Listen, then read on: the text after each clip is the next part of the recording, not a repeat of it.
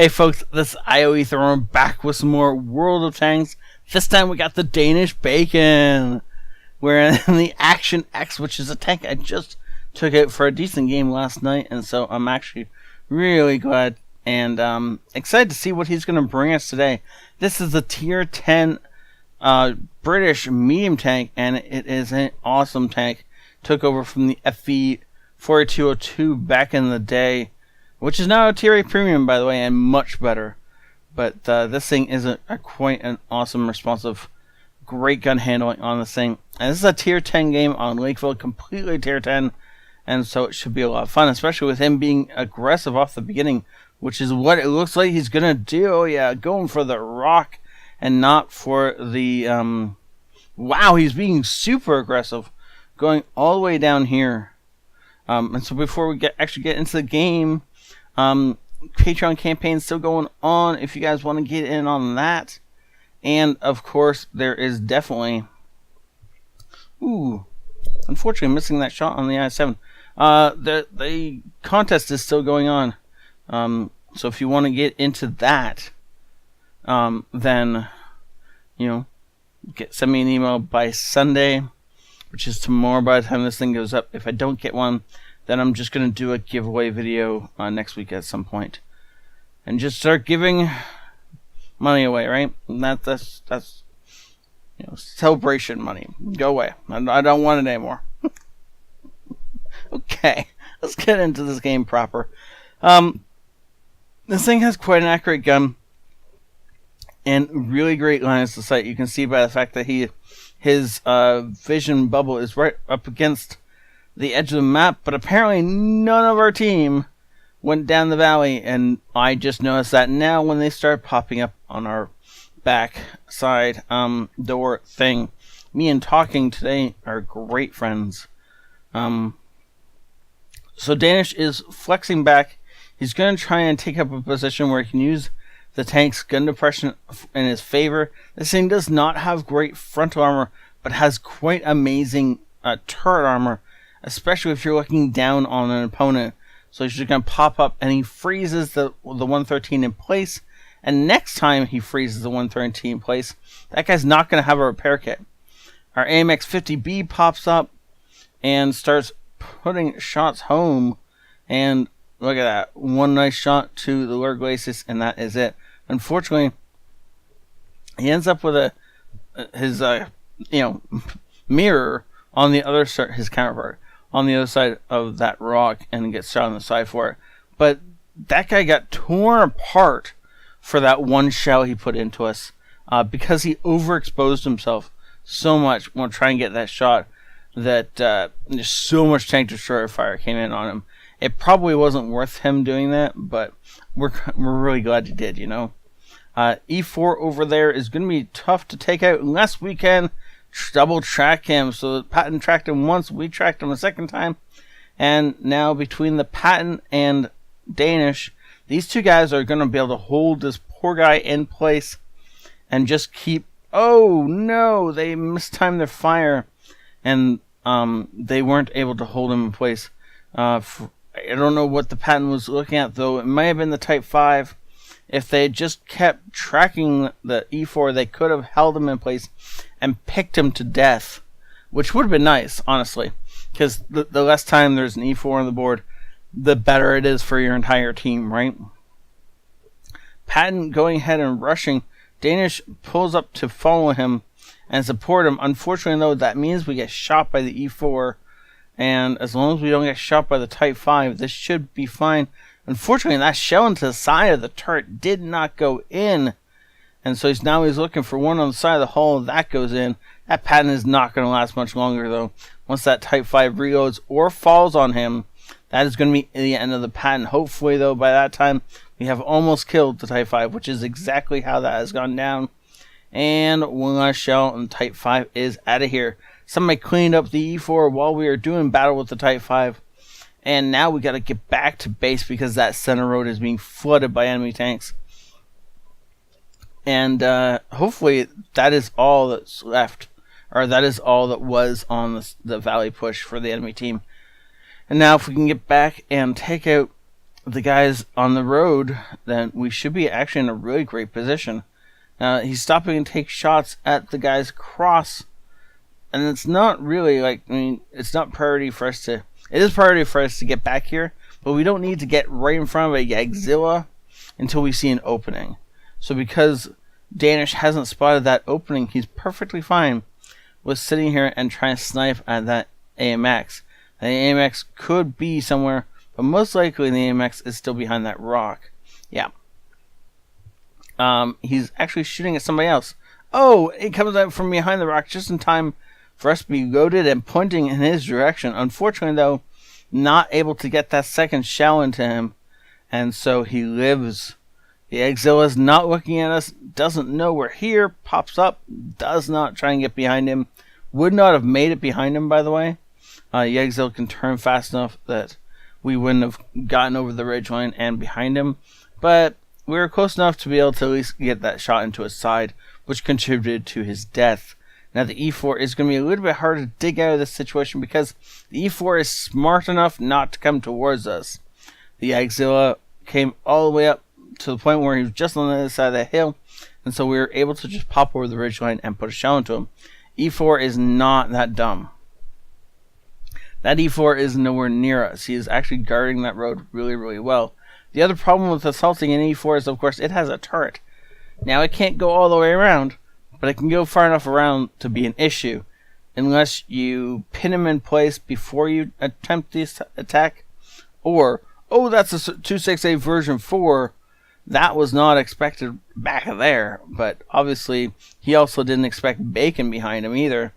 No, I was hoping for that to be a track shot. It wasn't, however, it doesn't matter because 268 is not going to be able to turn around before Bacon can finish him off. The downside is that while we are over here protecting our flank, the rest of our team has died.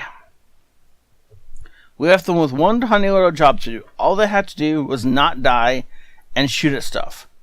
It seems they have elected to die while not necessarily shooting at stuff. So, great. That i7 has been on that much health for like 2 or 3 minutes now, and so apparently nobody has shot him.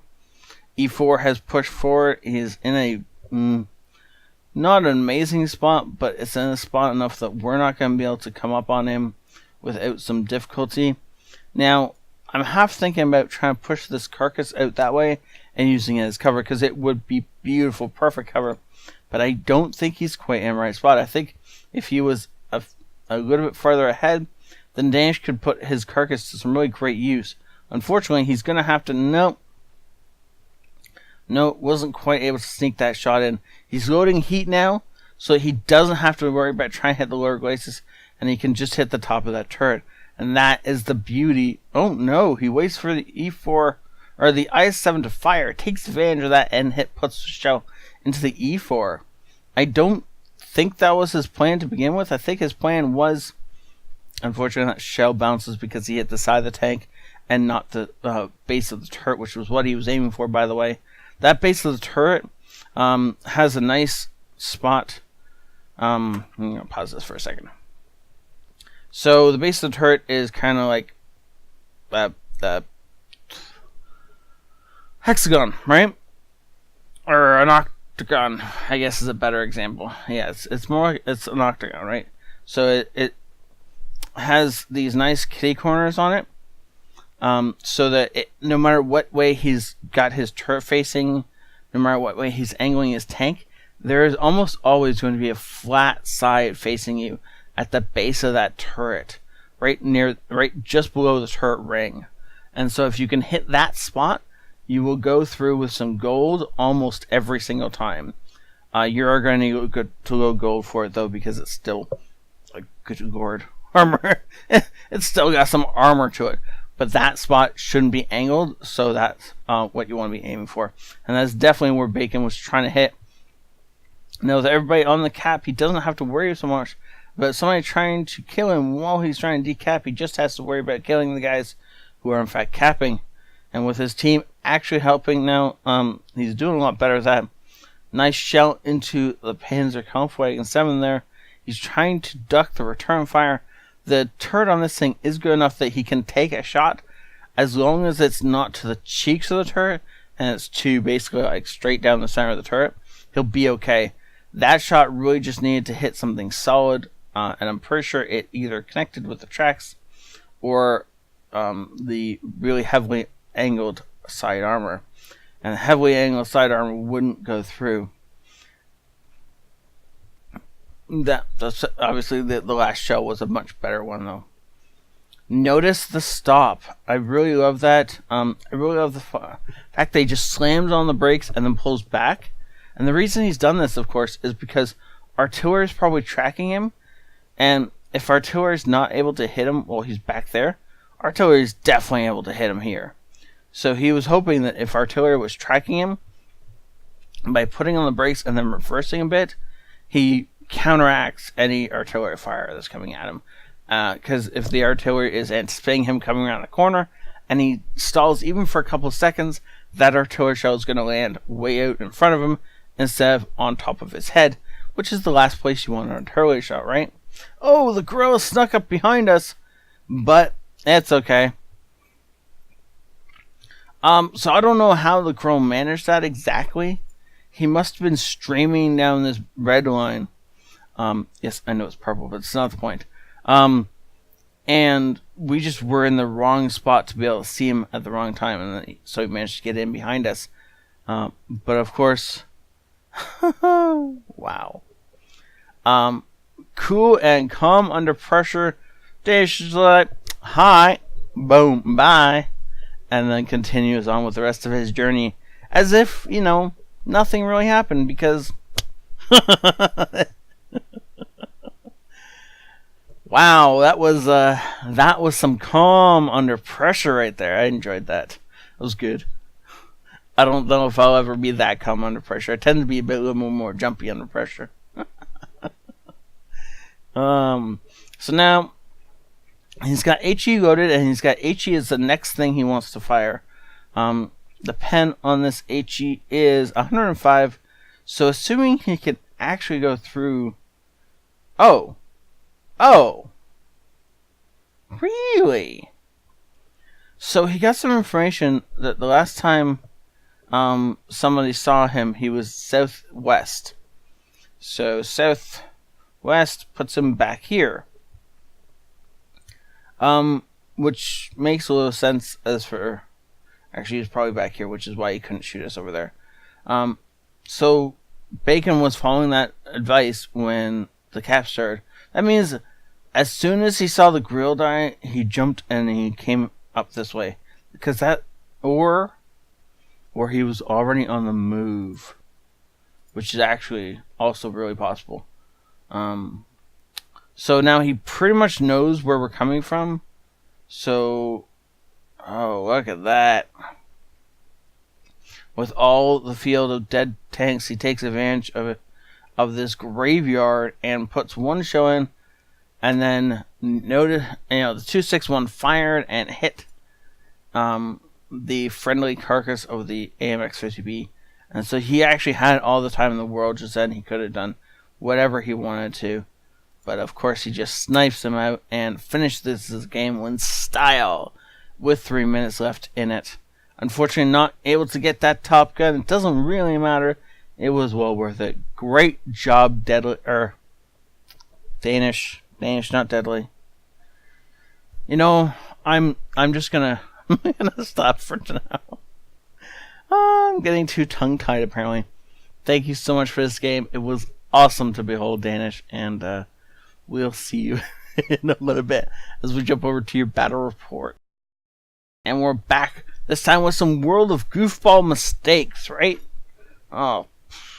Ace Hangar, Spotter, Bruiser, Fighter, Fire Effect.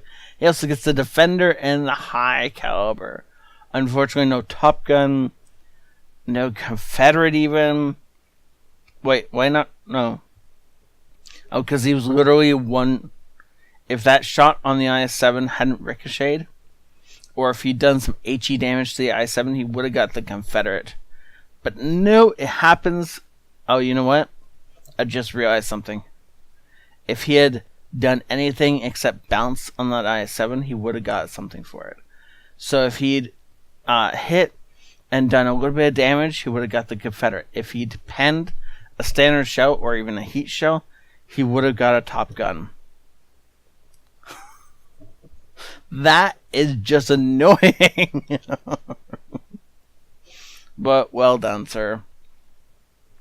6,200 damage, almost 1,400 base experience. That is insane.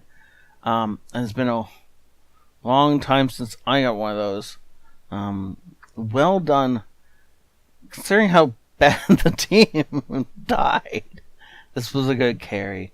I do need to say props to the STRV on the enemy team. Anytime you can get over 5,000 damage, even if you manage to lose somehow, then good player and deserve props. Grill also deserves props because of that 4,000 damage and the fact that he snuck up on us and tried to ninja us. Unfortunately for him, he didn't realize he was facing. He was, of course, facing down the infamous Danish Bacon, who simply dealt with him without any worries. Well done, sir. Unfortunately, he managed to lose some cash on that. But, it happens when you fire some gold. Just a little bit of gold was fired, right? Only like 100 grand and ammo's worth. Well done. Thank you so much, Danish, for sending this in. You are a member of the 6K Damage Club once more, if you haven't been before, which I highly doubt. You are definitely now. And so thank you all for watching. Have a great day. This has been ioEther, and I'll see you later. This is ioEther out.